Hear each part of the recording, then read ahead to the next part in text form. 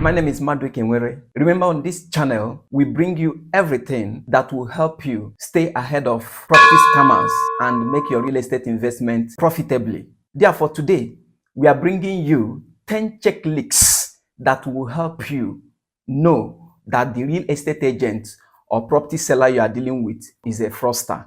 If you don't want to lose your money, the presence of any of the checklists that I will be discussing with you will be enough to make you walk away from any transaction you witness any of those checklists I shall be discussing with you in this session.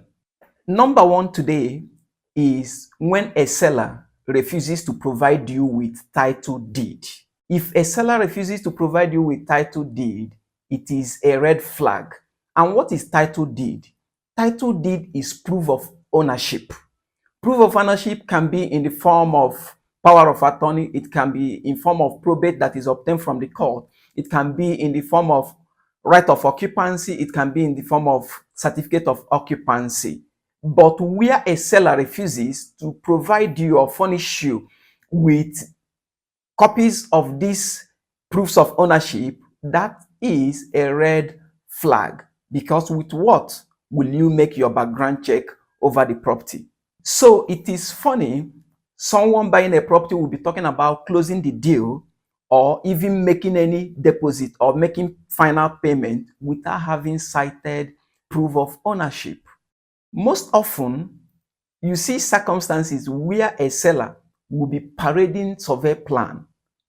Survey plan, let me tell you today, does not convey title in any property on anybody. Survey plan is only the map of a property on the planet Earth with which you will be able to identify the location where any property is situated.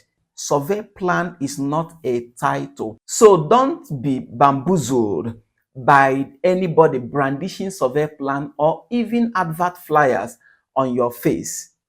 When I started with my real estate investment journey some years back, I bought some properties based on survey plan. And years later, I discovered that I was only duped. That the person who sold to me the property as identified on the survey plan was a scammer. I lost my money. So, survey plan is not a title deed. So, I fell victim in those days because I didn't exactly know what to ask for in the bargain. So, in the absence of title deed, that is proof of ownership, please walk away from the transaction. Number two, when seller's name does not match with the name on the title deed. This is the second sign that the person marketing the property to you might be a fraud. If the name on the title deed does not match with the name of the seller, you have to demand the power of attorney that authorizes the seller to sell on behalf of the owner. And after the production of power of attorney authorizing the seller to sell on behalf of the owner, still demand to meet with the person who issued that power of attorney for further verifications. Don't think that I am being too petty with all these demands and requirements. If you don't do them, I can guarantee you are bound to lose your money. I have really lost money in real estate, but I can tell you, experience is not the best teacher because it can be expensive. I've learned from experience though, but it's better learning from people who have gone ahead of you. How I wish I had someone who told me all these things before I started on my real estate journey. Because the money I lost in those days, about 15 years back, would have translated into up to 11 figures by now, considering capital appreciation and the way real estate increases. To be guided is the same thing as to avoid losses. Number three, when you are unable to verify the property title at the local land registry. If you are unable to verify the ownership of the property at the local land registry, it is a red flag. So many things can be responsible for this. Properties that you hardly find their documentation at any land registry are mostly properties that have oral title behind them, or properties that are backed by customary or traditional title. Most of these properties, what you see is people from the family giving you history of translation of that property from one person to the other, from one generation to the other. So if you want to buy such a property, you need to actually do a very extensive investigation. And while doing your investigation, okay, Mr. A in a family wants to sell a particular property to you, all you need to do is you must identify every sibling of that particular seller. Beyond that, you must identify every uncle of that particular seller, because in most cases in our traditional setting, what you discover in most cases is where a property or land is being held in trust by a family head for all the members of the family. If you want to do your own development, you want to build, you want to farm, you approach the head of the family to give you allocation where you will go to farm, or to give you your own allocation where you build your own house. So for in a traditional setting, that properties are not backed with any written document. You don't just walk in and buy. If you walk in, all you need to do is to identify all the head, like the village head, the family head, the community head, because these are people that have the history of every land in that community. And by the way, don't forget, whether a property is backed by a written deed or no deed at all, don't forget to always also extend your inquiries to encumberdproperties.com. Whether a property is backed or not backed by any written document, they are all covered at encumberdproperties.com. By taking this additional precautionary measure, you are getting yourself guaranteed that by the end of the day, you are buying a peace of mind. At encumberdproperties.com, you will be able to know whether anybody has enlisted the property as being encumbered, whether anybody has enlisted the property as being in dispute, whether anybody has enlisted the property as family property, whether anybody has enlisted the property as although not in dispute but not for sale. Immediately you see the property anybody is marketing to you enlisted at encumberdproperties.com, my brother, my sister, it is a time to backtrack.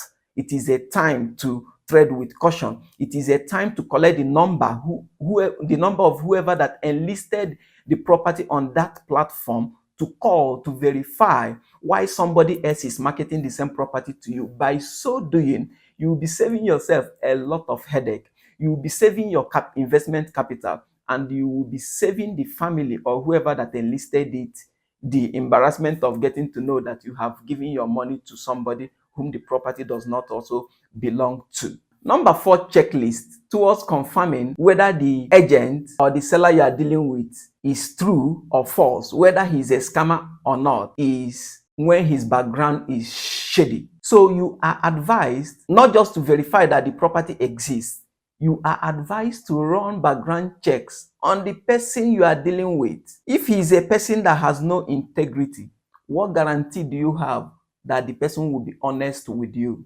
So always run background check on anybody that you're about dealing with.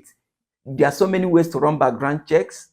You can get some information about a real estate company, firm, agent. You can get some information about them online. You can get their reviews from their listings, from their local jurisdiction where they operate, from their fellow realtors, from their fellow agents, from the community where the seller resides. These are environments where you can ask 1 or 2 questions about the integrity of the person you are about dealing with. So my advice to you is that you always make independent investigation upon every transaction that comes to you from the same source. If it is 10 different transactions, I encourage you to conduct your 10 due diligences on each and every of those transactions, because anything can happen along the line. You take the experience I have shared with you, for example, and make sure that each and every time you are about going into transaction with anybody, no matter how long you've been dealing with the person, make sure that you go through the process one after the other again, for you to remain safe and for your investment to remain for you for good. The 5th checklist I will be sharing with you is a situation where the seller does not have access to the property in question. If the seller cannot access the property he is marketing to you, or cannot even take you to the property, that is a red flag. I advise you walk away, because it doesn't ordinarily make sense. Someone claims to be the owner of the property or that has authority to sell a property, but at the same time, he can't be able to access the property. It doesn't make sense, of course. Don't be too busy to go for physical inspection of the property that is being marketed to you. Because of the so many avoidable real estate investment losses I encountered, I therefore run this channel with every fiber of my being towards making sure that you don't fall the victim of any of the experiences I share with you on this channel. At our website, encumberproperties.com, I also bring to you properties that are in dispute, properties that are encumbered, and properties the owners have marked as being not in dispute but not for sale. We encourage you to bring such properties to our notice, or head over to the website and enlist them yourself. And that will be your contribution towards keeping our real estate sector safer, preventing people from losing their money, and genuine owners from their properties being sold or compromised behind the scene. Also note that anytime any property is being enlisted on encumberproperties.com as being encumbered, disputed, or undisputed, but it is not yet for sale, the notification of such enlistment automatically drops on this particular channel. So if you want to get prompt notifications of such enlistment, why not click the subscribe button now? Number 6 of your checklist while trying to identify if a real estate seller is a fraud or not. When the seller is pushing for a payment system that is not easily traceable. Give me your account details for me to transfer. He's reluctant, asking you rather to go withdraw and come and pay. It is what? A red flag. There are so many other payment systems that are not easily traceable or decodable. It's not as if they can be proven, but they take time. Even cash payments, if you have witnesses who were present when the cash payment was given, they can help in proving that indeed you paid for such a property in cash. Moreover, remember the Money Laundering Act in Nigeria. Once it is above 5 million, you can't do that transaction by cash. So anytime a seller is pushing for cash, the person is already trying to cause you run against the provisions of Money Laundering Act, and you might be in for it, and the seller could disappear into the thin air. So anytime a seller is pushing for cash payment, you have to trade with caution. You have to trade with caution. You have to backtrack. You have to listen to yourself and review whether you have actually done enough background check on the property and the person you are dealing with. Some others, the Gen Zs, and some other, not only Gen Zs, who will tell you, okay, they want to pay you through, what's it called? Crypto. These are some of the means. Yes, police these days, yeah, with the code, we have departments that is good in doing that. But then it's not as easy as this is my bank transfer receipt. Very, very easy. This is my statement of account. See where I did the transfer. See how much I transferred. It is not the same when you will be struggling to say, okay, I counted 10 million, I counted 20 million, Mr. A was there, Mr. B was there, and all that. You don't need all that if you do bank transfer. So once a seller is pushing for you to go and withdraw cash and come and give to him or her, please be cautious. It is a telltale sign to indicate that the person you are dealing with might not be the real owner of the property in question. Number 7 checklist to let you know that the seller might be fraudulent is when the seller refuses escrow services. Escrow services are services that are contingent upon fulfillment of one condition or the other.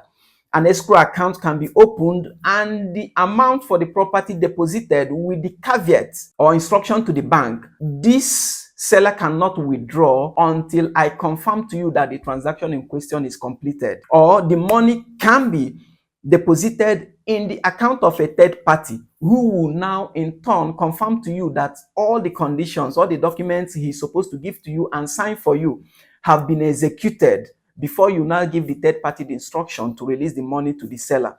So once a seller is saying no to any of these escrow services, they are called escrow services because they are contingent services, they are conditional services, in the sense that they are dependent on fulfillment of some conditions precedent.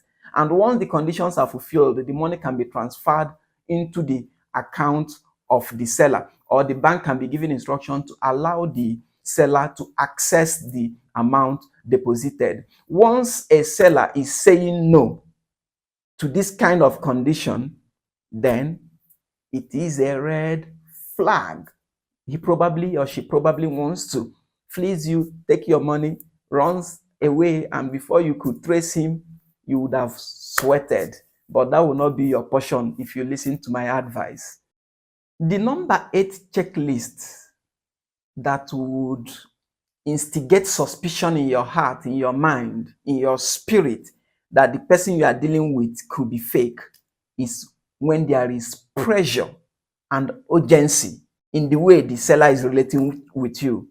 If the seller is pressurizing you, if the seller is so urgent to conclude the transaction with you, you have to breathe in and breathe out and take your time. So that is one of their tactics. They give you no breathing space until you close the deal, and the next day you discover the address and the meeting place will no longer be the same. If the seller pushes for quick decisions on your own part, or creates any fake of urgency, giving you the impression that the property is a gold mine, it will disappear into the thin air. There are so many people who are trying to buy the same property. If you don't pay now, please run away. The number 9 sign or checklist for you to know that the real estate agent you are dealing with or seller you are dealing with is fake is when that agent refuses to have a meeting with you in the presence of your lawyer or attorney. Remember, fraudsters are always afraid of third parties. They would always want you to deal with them in a manner that they would always want you to start and conclude with them without what you people discussing entering into a third party's ear. So one way of making sure that you are not falling victim is, once you sense pressure, once you are not comfortable, even if you are concerned about a lawyer taking 10% or 5%, as the case may be, if he gets to know about the transaction, isn't it better you spend 10 or 5% of the sum of that money and remain safe by the end of the day? Because one of the reasons most people keep away from their lawyers while transacting real estate business is because they calculate 5% of 15 million. Wow, I can't afford to pay additional 750 to this lawyer. These are some of the calculations. I think this seller is genuine. I don't think this seller can defraud me and all that. You do it by the, what you think, and you end up regretting losing the entire 15 million. People have lost more than that. I've lost a lot higher than that before.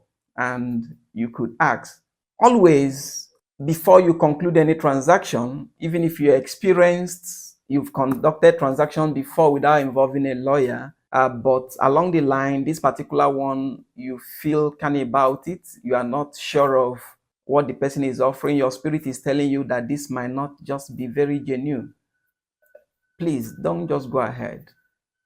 I refer the person to a professional. Refer the meeting to the office of your attorney. And if the seller fails to turn up for the meeting, then know that you have escaped another investment trap. Number 10 sign for you to know that the real estate agent or seller that is dealing with you is fake or fraudulent is when the seller insists being with you while you go about conducting your due diligence. If the seller cannot give you the latitude of space for you to independently ask questions about him, ask questions about the property, and ask questions about the title, that is the proof of ownership. If he can't give you space for you to do this independently without him interfering, without his body language speaking to the person you're asking questions from, without him influencing the answers that will come from the next person, then you walk away. So always conduct your due diligence independent of the presence of the seller. Is very, very important. So whenever and wherever the seller cannot give you space for you to go ahead and conduct your due diligence, make your inquiries, then it's a telltale sign that the property being marketed to you, he doesn't have the rights, the authority in law to sell. He could be a real estate scammer. In that circumstance, backtrack, walk away. By being conscious of the above guides I have discussed with you and applying them, I can guarantee you of a successful real estate investment adventure. What I have shared with you is by any means helpful to you. That means it will also be helpful to your friends and family. Therefore, go ahead, like the video, share the video. You may never know the next person you might be saving from a wrong real estate investment. From all of us at enkimbaproperties.com, we love you and wouldn't want to commit further real estate investment blunders. Therefore, stay tuned to this channel to remain safe. Until I come your way next time, bye-bye.